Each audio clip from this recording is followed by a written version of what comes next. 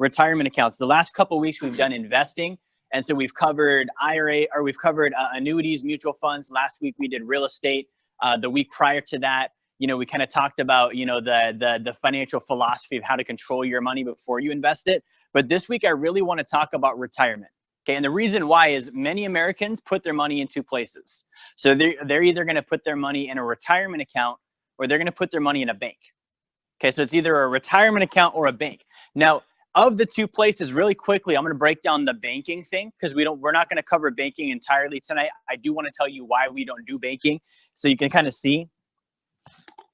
And really, the big problem with banking is this. So when you have money going into a bank, most of us naively think that the bank is going to take that money. Is our audio good? I'm going to check the audio real quick. Most people naively think that the money in the bank is just going to sit there. They're going to put it in a shoebox. They're going to hold it for you. They're going to wait for you to take it out. That's what I thought. Honestly, I was like, you know, when I give it to them and they stick it behind the counter, I was like, it just stays there. That was my thought. And I was aware there was a vault. So I was like, well, maybe sometimes it goes in the vault, although I've never seen the vault. So I'm going to say it stays there in that box in the bank. Now, let's say you give them $1. You give the bank $1. What the bank does with your money is they do what is called fractional reserve banking. Okay, fractional reserve banking. If you're watching this, you're probably asking, well, what is that? Okay, fractional, what is a fraction? A fraction means a small portion. Reserve, meaning what they have set aside, their requirements.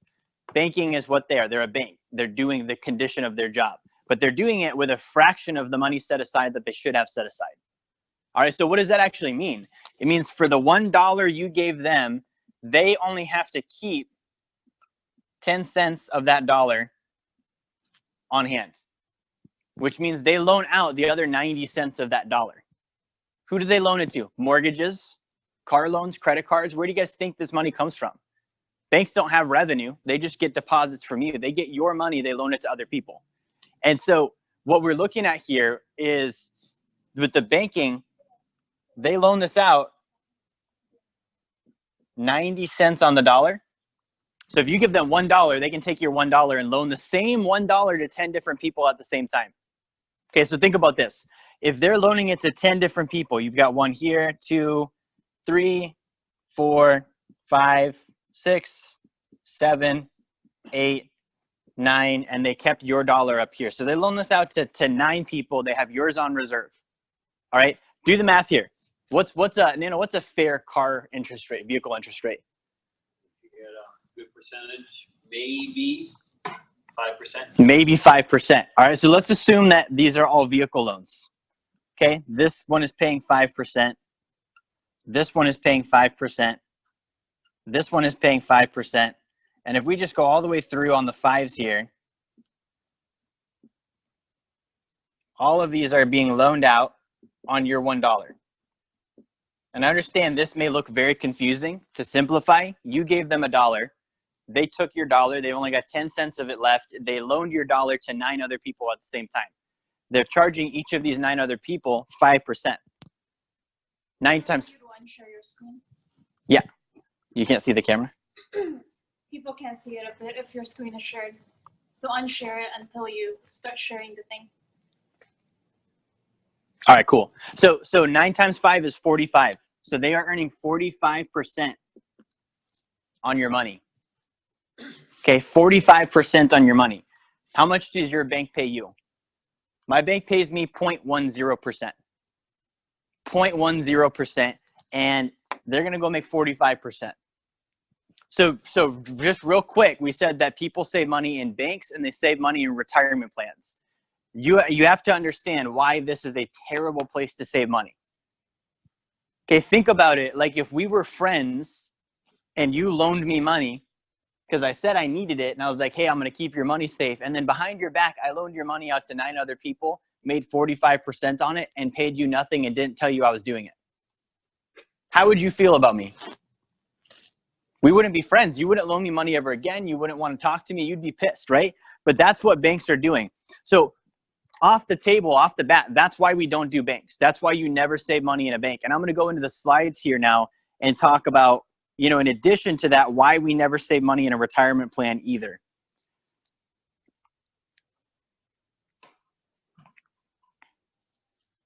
All right, so we're going to jump into our slides tonight, and we're going to go into the retirement plan thing. And you guys should see this pop up in just a second. And again, we're going to talk about 3 different accounts. Okay, 3 different accounts. We're talking about the Roth IRA. All right, can you guys see that again? Mm-hmm. We're talking about the Roth IRA. We're talking about the traditional IRA, and we're talking about the 401k, 403b, whatever you want to call it. There's different words for the same qualified type plan, right? Now, the first thing you got to look at is the type of plan. There's what's called a qualified retirement plan, which is usually a company-sponsored plan. And then there's what's called an individual retirement account. An individual retirement account is something that an individual is going to set up. So like a Roth IRA, that's an individual retirement account. Okay. Now, a 401k would be an example of a qualified plan. And the difference is, again, a qualified plan is typically sponsored by your employer. And then an individual retirement account, you typically open up on your own. So examples of these, you've got the traditional IRA. That's going to be an individual retirement account. That's what IRA stands for. Okay, you've got the 401k, which is, you know, a qualified plan. And again, if you're in a nonprofit sector, you may have a 403b instead. That's the equivalent. You might have a 401a. You might have a couple different variations of the same thing. And then lastly, you've got the Roth IRA, which is also an individual retirement account. All right. Now, I want to jump first into the Roth IRA. So the Roth IRA is, or the traditional IRA is an account that you would set up on your own. And a lot of people will set up a traditional IRA as a supplement to their primary retirement vehicle for more tax deductions, or they'll set it up, you know, as a solo plan. If they don't have a retirement account at work, they'll put the money in the traditional IRA. And the biggest thing here you want to know about, so contribution limits, an individual can put $6,000 per year into a traditional IRA.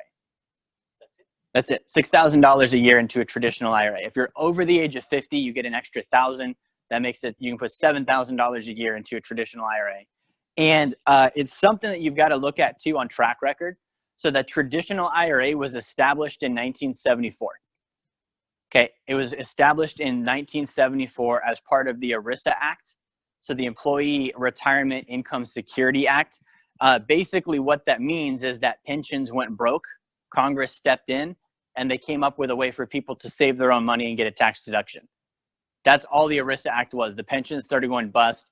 The Congress looked at it and said, hey, this is not workable. People are getting hurt. We're going to decide for them in these IRA plans now. Okay. So in 1974, it came out. I want to say that the actual contribution in 1974 was only like $2,000 per family. So when it first came out, you could only do like $2,000. Now realize that was in 1974. So if you inflation adjust that, that's significantly a higher dollar value, right? Now the other two, you guys are going to freaking love this. All right. So this is called the Power One FE calculator. Can you guys see the calculator on this? So if you want to figure out, like, say, let's say you've got $2,000 contribution limit. Let's say inflation has been 4%. We're about 35 years ago, 45 years ago, 1974 to 2000. Yeah, so that's 45 years ago. So inflation adjusted here, let's go ahead and cross that out. You would be able to put in $12,000 a year today if they inflation adjusted that money. So the $7,000 or the $6,000 you're putting into it or allowed to put into it is not even inflation adjusted for the dollar equivalent you used to be able to put in the plan back in the 70s. So people that are like, oh, I'm getting a deduction. The plan was better in the 70s when it first came out. Now, the other thing you want to look at here. So you basically contribute money into the plan. It's tax deferred. So when you put the money in, it cannot be taxed. And then when you put the money in, it's also tax deductible. So your contribution, you get to write off on your income. And I want to point out with the income, so people kind of mix this up. They think, well, if I put $6,000 into my traditional IRA, that's $6,000 less that I have to pay in taxes. Not the case, okay? So again, it is a income that you're going to be deducting. So if you look at this, so if you've got $6,000 and you're going to write that off on your income. So if I made, let's say I made $100,000, Well, now I would be able to say I only made $94,000, right? So what is my tax bracket? Let's say my tax bracket is 20%.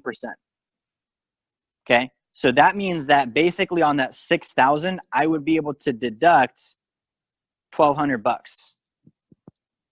That's what I would save in taxes. A lot of people think I'm saving $6,000 in taxes. I'm not. I'm saving $1,200, guys. $1,200. You're gonna give away $6,000 for the rest of your life every single year to save $1,200. Okay, have you ever been shopping and bought something you didn't need just because it was on sale? And I regret it. Okay, that's what this is with money. Okay, you are going shopping with the IRS. You're buying $6,000 worth of investments that you don't need because you can't use them till you're 60, all so that you can save $1,200. Guys, I can teach you to save $1,200 by just writing off your car lease. Like, it's not that hard, right? So when we're looking at this account, I want you to realize your deduction is not the same as your contribution. Your deduction is not the same as your contribution. Don't think, hey, I can deduct $6,000 off because that's what I put in the account. No, you can't. You can only deduct the tax off that $6,000 because the $6,000 was income. So tax bracket multiplied against the $6,000 equals tax deduction. That's really what you're looking at, okay? Now, the other thing I want you to look at, these do have income limits. I'm not going to go into them. You can Google the income limits. So if you make a certain amount of money, you're not allowed to put money in the account. What does that say? That says these are middle class accounts. If you make a certain amount of money, you're not allowed to contribute. These are for the middle class. These are not for wealthy people. Wealthy people don't max out retirement accounts. Middle class people do. Okay, so the other thing I want to show you, have mandatory withdrawals at age 70 and a half. So when you turn 70 and a half, it's called required minimum distributions. The IRS makes you take money out of the account.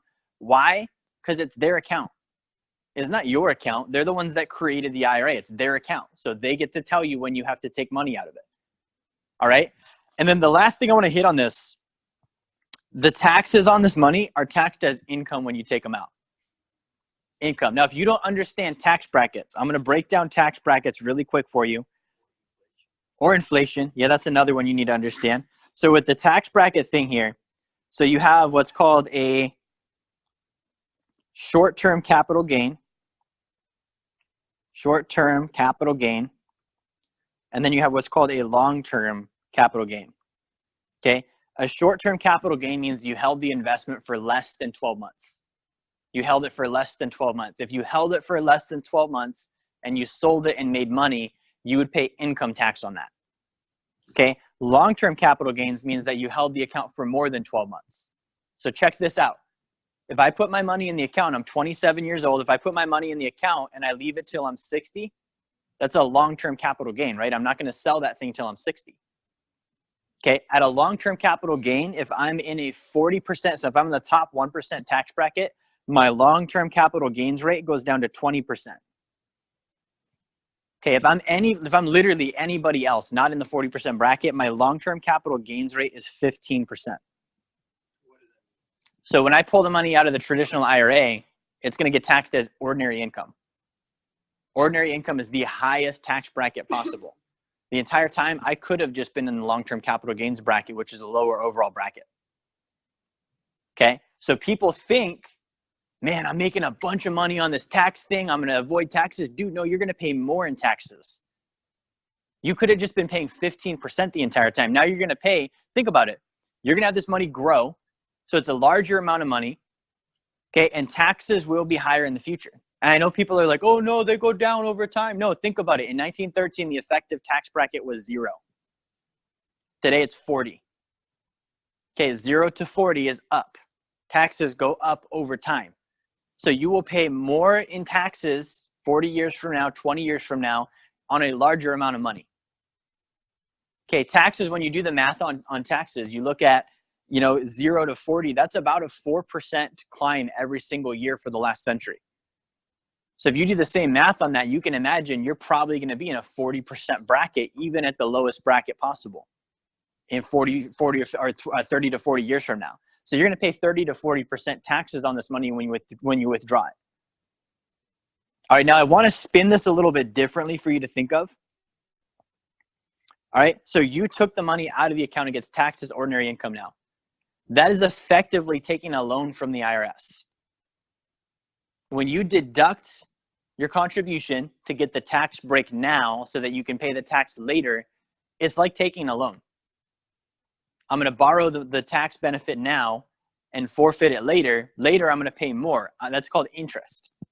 So you're literally being basically taxed. It's like interest. You're borrowing your taxes early from the IRS and trying to deduct it, thinking you're getting ahead of the game. Guys, that's literally like a slow cook crock pot. The IRS is making bank on that. Now, the other thing that people don't talk about, and this is kind of a theme with all of the plans I'm going to talk about, in 1986, and it says repeat, that should say repeal. Congress repealed the traditional IRA in 1986. Meaning in 1974, they started it. In 1986, they got rid of it. And then they brought it back later during the Tax Relief Act in like 1997. So I want you to just think about that as we're going through this. The IRS created the plan. They decided in 86 they didn't like the plan, so they 86'd the plan. They got rid of it, and then they brought it back later. Okay, and that basically shows you that they can do whatever the hell they want with this account. Everybody that was like betting on putting their money in a traditional IRA in 1987 found out they couldn't. And it was there for 12 years. So what do you think, 12 years? Like 2008 was about 12 years ago now, almost. People act like it never happened. Like it becomes the normal. It's called recency bias. It's been happening this way, so it will continue to happen this way. 12 years is long enough for that to happen. 12 years is long enough for somebody to say, oh, the traditional IRA will always be there. I'm going to put all of my money in it. It's the best thing ever. I get tax deductions, just to find out 12 years later, that would be 3 new presidents later. Okay, how long does Congress have? They're in forever, right? They can do whatever they want. So that's 3 new presidents, and they changed their mind and said, hey, we want to get rid of the plan now. This doesn't work for us. We're losing too much in taxes. All right? So on this plan, I want you to realize it's not yours, it's the IRS's. The next one we're going to hit here is the 401k plan. So again, the 401k plan, this came out actually in 1979. Okay, now a lot of people think it came out in 1978. The 401k is really just an internal revenue code. So when the IRS writes the tax code, they wrote a vague code. If you go to code 401k, it doesn't say the plan you put 3% in at your job. It describes a plan that an employer could set up and get tax deductions. It's not actually like a neat bow on top. So a guy named Ted Benna, he actually worked at a consulting corporation called the Johnson Company, and they would consult with businesses and help them create retirement plans. And so he had one particular client that was trying to get a certain outcome with their plans, and he came up with the idea of the 401k plan in 1979. Now, what people don't talk about is the IRS was actually trying to get rid of the Internal Revenue Code 401k at the time. So again, they started it and then tried to get rid of it. Just like the traditional IRA, they started it and then did get rid of it. So in 1979, Benna came out with it, and he basically, like, it wasn't a thing. Like, nobody was using it. It was just that company. There was only one fund. It was called the Equity Fund, and it was just the employees of that company with the employer of that company, and they were deferring their compensation into the plan. Now, after 1979, the plan got attention nationally. That's when Wall Street realized what they can do with the 401k. So Wall Street commercialized it and turned it into what it is today. Now, I want you to think of Ted Benna as like the 401k plan's father. He created the 401k. Ted Benna has said in several interviews that the 401k is a monster and I wish I never created it. Could you imagine hearing that from your dad? That's the equivalent. Like, the guy that made it was like, yeah, I wish you were never born. I wish I never created you. You're that terrible. I wish that this thing was never around. So you have to look at like really the backstory on these accounts. Contribution limits, they just bumped them up. You can put in $19,000 per year. If you're over the age of 50, you can do an additional $6,000 into the account. Again, it was established in 1979 by Ted Benna. And really, like, the setup on this is very similar to the traditional IRA. Tax deferred growth, tax deductible contribution. This one doesn't have any income limits. It's just got that maximum cap contribution. And then it has, again, mandatory withdrawals at age 70 and a half, required minimum distributions. You've got to take money out of the plan. All right. Now, when you pull the money out, again, it's taxed as income upon withdrawal. So it's, again, the same form of taking a loan from the IRS. And again, like I said, in 1978, 1979-ish, Congress was attempting to repeal this plan as well. You're going to see that's a trend. Congress will put the plans out, get people's attention on it, and then they try and repeal the plans later. All right. Now, I want to show you guys really quickly with these accounts, the downside and the risk of relying on the tax deduction. So again, let's say that you did put in the full $19,000. Let's use me as the example. Okay, so I put in $19,000 in the account. Okay, let's pretend I'm in a 20% tax bracket. So I'm going to get on my deduction here. I'm putting in 19 grand. I'm going to save $3,800 in taxes. Okay, so and let's say I just do this for 1 year. Just 1 year, I save $38 in taxes, just for the sake of simplicity. $3,800 in taxes is what I save here. Now, if we look at the projection of this, if I put this into my savings calculator, I put in 19,000. Okay, let's say I stick it in a mutual fund that grows at 7%, and I do that for the next 30 years. Okay, so 30 years, that's going to grow to $154,213. Dope, right? I'm like, man, that's awesome. I'm going to have 154 grand. Well, check this out. That 154 grand, we're going to copy this over, and we're going to take a bite off of that for taxes. Okay, so in my elderly years, I've got $154,000. Let's say my tax bracket has gone up because I plan on having more money at that time. I'm going to pay, let's say, 35%.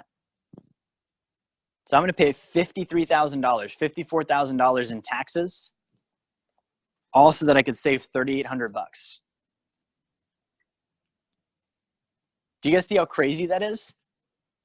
Why in the world would you ever do that? Why would you ever try and save $3,800 so that you can pay 54 grand when you pull the money out? Okay, not only that, the entire time I was paying fees. The entire time I was losing opportunity costs. The entire time inflation was eating away. The entire time tax brackets were climbing. And I was sitting there obsessing over how I saved $3,800 on my taxes. Guys, the 401k is a terrible idea. It's a terrible, terrible idea. And nobody dives into this with you. Your financial advisor, I used to be the guy. I would sit across from you and I would tell you, max out your 401k. It's a great idea.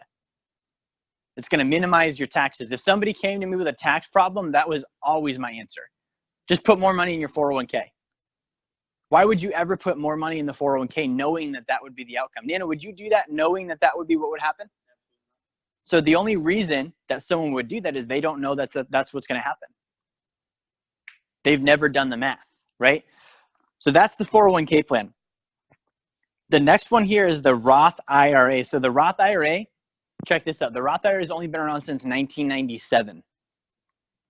1997. When it first came out, I think the number was like the first year, like over $3 billion got put into Roth IRAs that year. And the reason why is all of the money goes into it and it grows tax-free. Okay, sounds great, right? Now the contribution is the same as the IRA, the traditional IRA. You can put $6,000 per year into the account. If you're over the age of 50, you can put an extra $1,000 into it each year. So again, $7 grand. It was established in 1997 to relieve taxpayers. Okay, and then it grows tax-free. Okay, so your contributions are still taxable. You don't get to deduct anything, but when you put the money in the plan then grows tax-free. So that means that you don't pay taxes on it ever again. It sounds like a great idea. I'm going to have my regular income just like I always do if I put it in this account instead of my bank. Invested in some mutual funds. When I finally turn 60, I can start pulling money out tax-free. Awesome, right? Now, this does have income limits. You do have to withdraw money even though there's no taxes due on it. And then again, it's tax-free upon withdrawal. So this sounds like the perfect plan, right? You're like, man, this thing sounds ideal. There's no taxes. There's no gotchas. Okay, until you realize, hey, it's only been around since 1997. Okay, that means that the plan is 22 years old. Let me ask you, would you bet your life savings on your 22-year-old? No. You would be like, dude, you could change your mind on any given day. You don't even know what you want to be when you grow up. You turn 22, you're like, I'm going to conquer the world, but maybe I need to go to college too. You don't know what you're doing. So the fact that this plan's only been around for 22 years means that it has a insignificant track record. You can't trust it. It hasn't been around long enough. And when you look at the history of the last two accounts we just covered, the amount of changes they make to it, the amount of tweaks they make to it, to just be like, oh, it's always going to be this way. That's naive. That's naive. It's denial is what it really is. So since 2013, Congress has been discussing making all Roth IRAs taxable. Think about that. Now, if you look at the numbers now, I think it's a stupid number. Like there's like $33 trillion in Roth IRAs. Like it's a dumb number. It's huge. Imagine all of that money being taxable. Like people put it in with the intention it's tax-free. They're cramming money in there as hard as they can. And then they find out, oh, all of a sudden this is taxable now. And you're like, well, they can't do that. Sure they can. They'll just give you a tax credit. They'll say, well, here's what you would have gotten if it was a traditional IRA. We'll give you these tax credits now. Have fun with those because they know that they're going to make money on the back end. You guys have to think these things through. You can't just trust the government to take care of your retirement plan. What if they did change it? Like they have. Like they have. In 1974, the traditional IRA was the cool thing to do. By 1986, it was banned. Just think about gold, guys. Up until 1931, our money was backed by gold. By 1971, gold was not worth anything. The government was no longer using it whatsoever, and they actually banned people from owning it.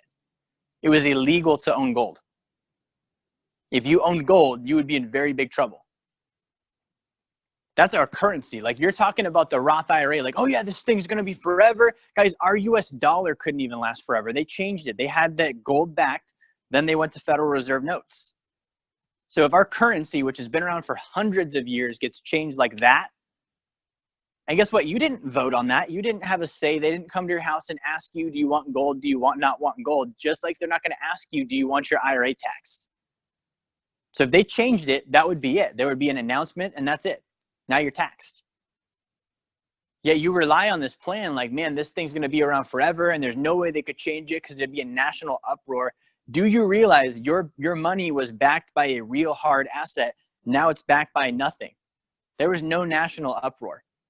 Nobody was even educated to know what it was. There's literally congressmen and senators that still think the dollar's backed by gold. That's how financially illiterate people are.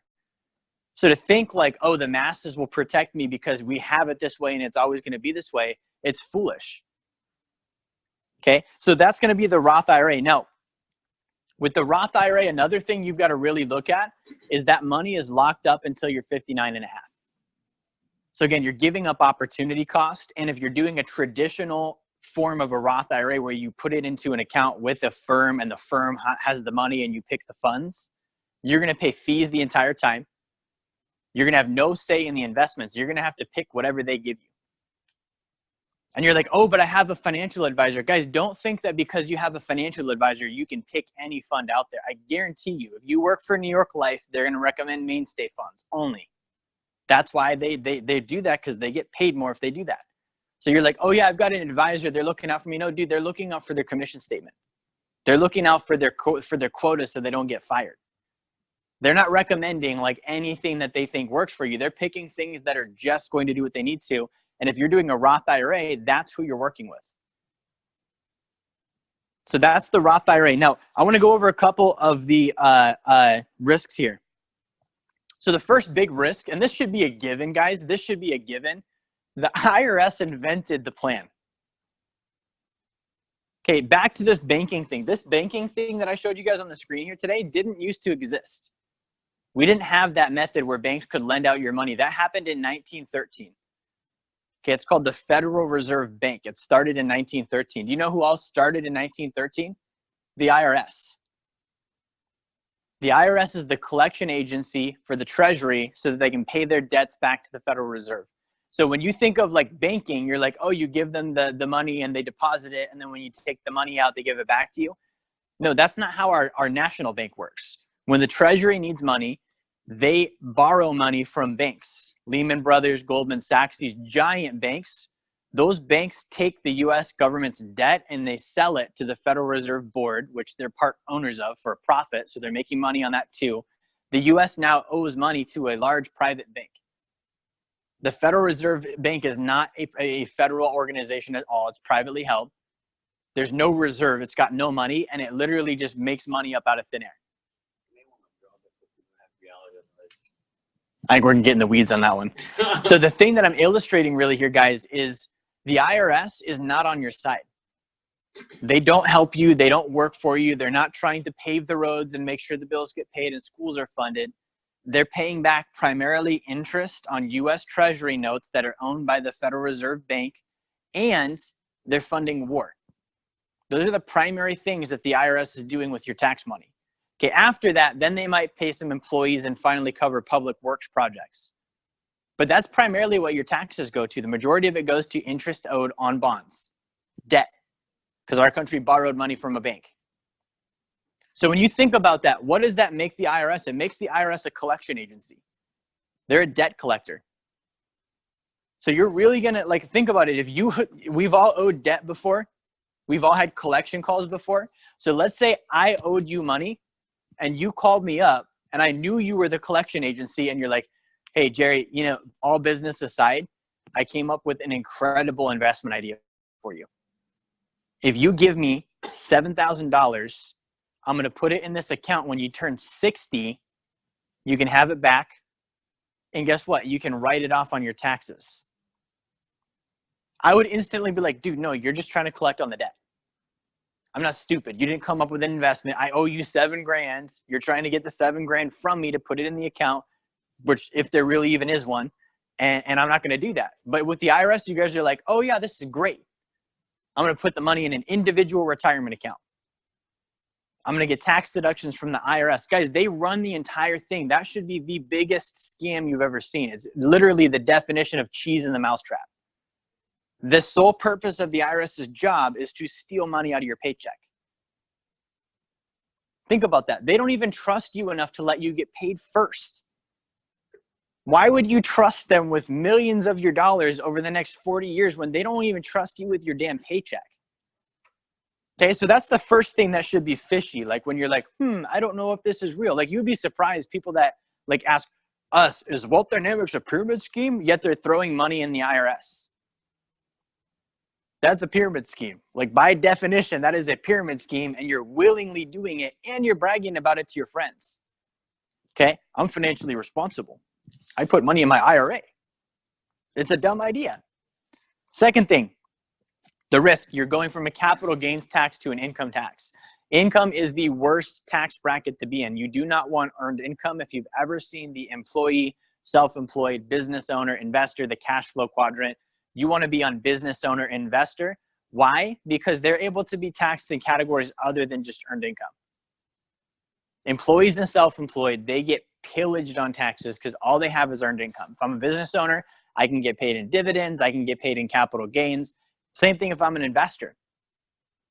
So what you're doing is you're literally forfeiting your chance to ever be an investor by putting your money in an IRA, by putting your money in a 401k. You will never get the tax benefits of being an investor. You'll always pay income tax. So those of you that are like, man, I want to retire and be financially free, by putting your money in a retirement account, you're literally burrowing yourself further into financial slavery. Now, the next risk here, and this is one that honestly should be talked about more because it's been attempted several times. It's called nationalization. Nationalization. Now, you're like, what is nationalization? Everyone's got an individual IRA. Individual IRA, meaning it's for individuals. Imagine the government saying, no, that's everybody's money. Let's take all of it and we'll just put it into an annuity. We'll pay you all an income stream. Effectively, like taking all the IRAs and just turning it into another form of Social Security. That was first attempted by the Obama administration. It's been continually put up and attempted and put up and attempted. Australia's already done it. I think Iceland has already done it. So it's not like unreal. Other countries have already nationalized their retirement accounts. So nationalize means that they take all of the IRAs, the government does. The government takes control of it. You don't have any say in it anymore. It's now their money, and they manage it for everybody, and then you just pay you like Social Security off of it.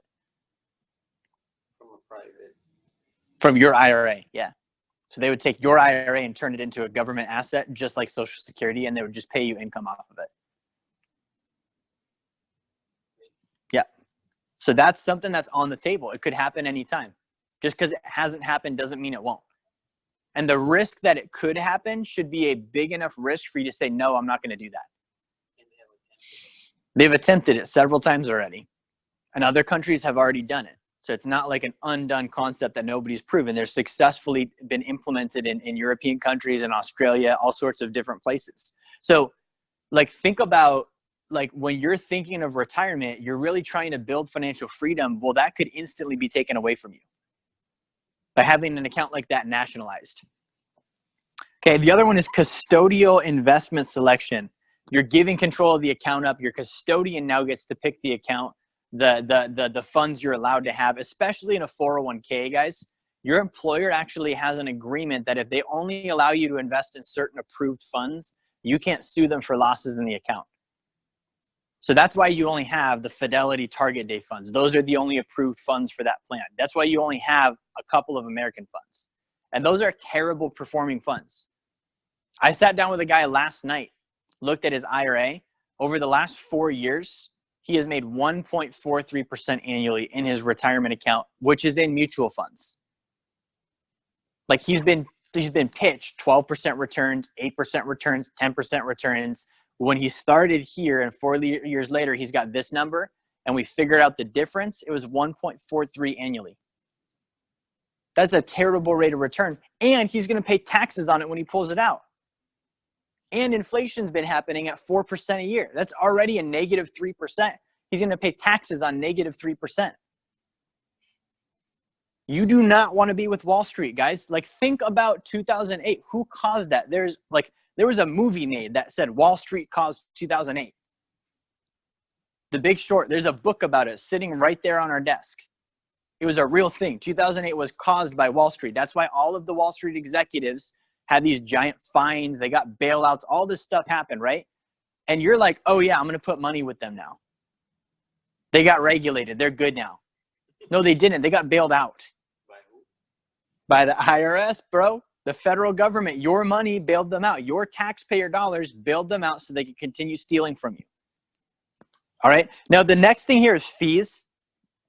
Again, I want to show you the fees thing really quick because your financial advisor will deny this. And I'm going to show you the proof of the fees that you pay. So let's say that you're putting in $500 a month in your IRA. So that you can have your $6,000 a year. Let's say you're growing at 7% and you do that for 30 years. Okay. You guys see that? $609,000. That's what it'll grow to. Now let's say that your fee is the average annual management fee of 1.25%. Do you guys see that bottom number? It says inflation adjusted. Really, we just typed the fee in there. You're paying a fee of 1.25. Your account balance just went down to $419,000. What does that mean? You just paid $200,000 in fees for somebody to literally read you a piece of paper and say, Nano, you made money this year. We should rebalance your portfolio. And Nano doesn't understand anything. He's like, cool, just get me out of here. I don't know what you're saying. It went over my head. I got a bunch of misunderstood words. I'm done. As long as you do your job, I'm good. Nano, your account's down this year. Guess what? Nano still got paid. The advisor still got paid his fees, even though Nano lost the money. So that's the fee thing. So when you look at like, all right, what are the risks? Realize fees are a risk. And I want to pitch you guys like if I were to say, hey, I'm going to put you in an investment and I'm going to speculate, I'm going to invest it with the most dishonest group of people in the world, and I'm going to give it to the IRS for 30 years. But don't worry, there's a guarantee. You will pay fees every single year. I can't guarantee you I'm going to do anything for you. In fact, I'm not even allowed to say it.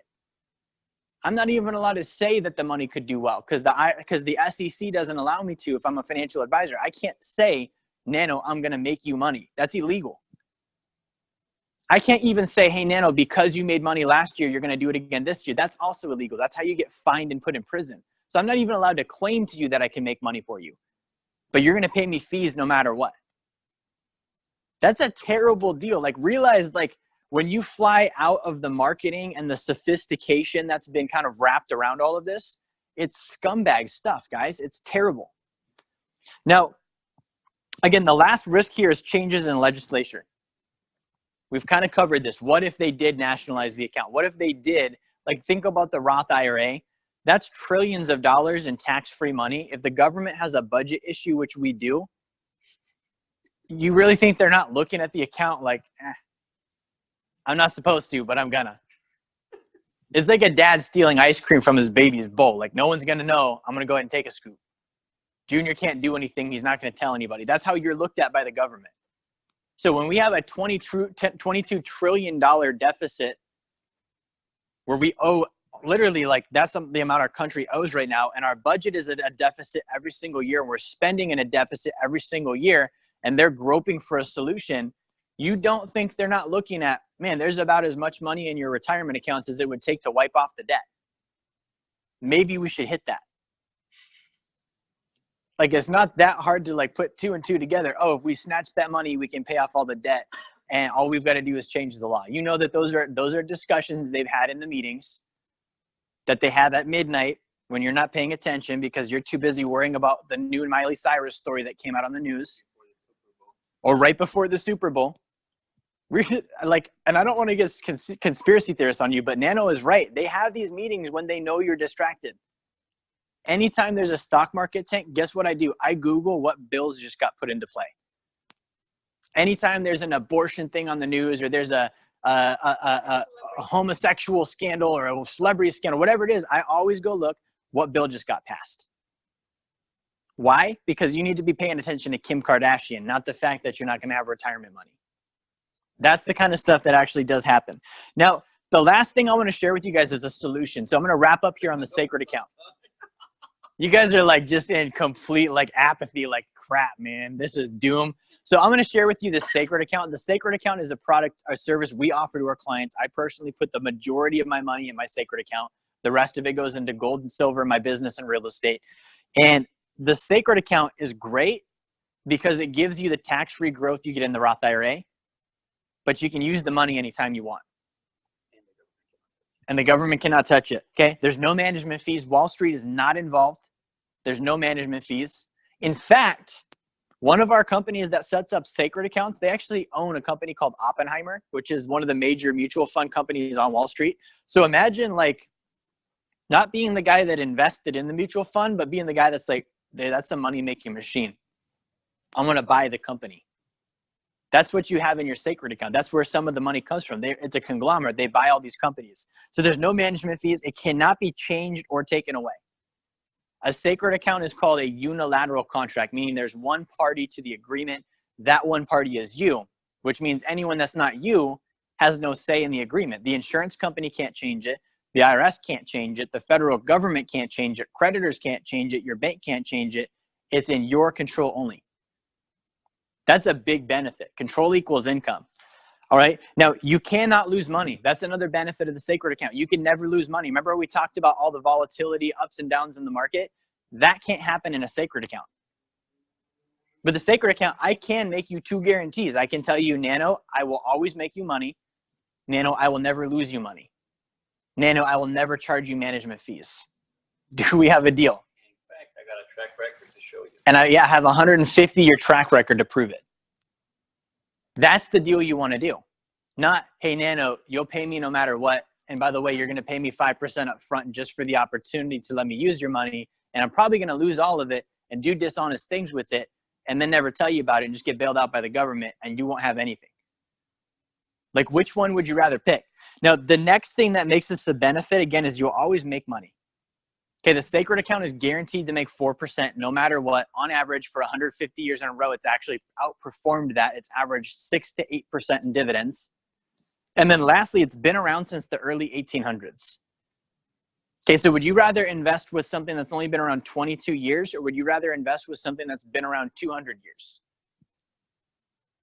Think about it, 200 years track record versus 20 years track record. Which one is probably better? I mean, I'm gonna go probably with the 200 years. It's 10 times better, literally 10x better, okay? So that's the sacred account. So if you've been watching this tonight, you have a 401k, you have an IRA, you have a Roth, you've been thinking about investing.